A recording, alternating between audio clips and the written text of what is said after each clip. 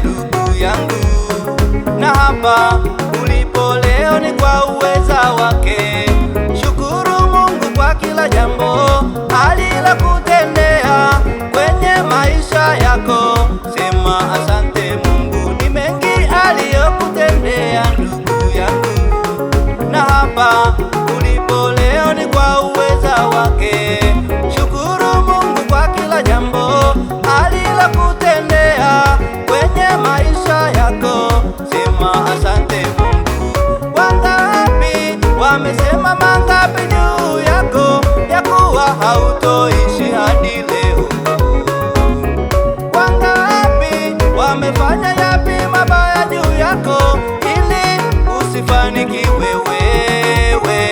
Lakini Mungu huyu, Mungu wetu, wala si mwanadamu.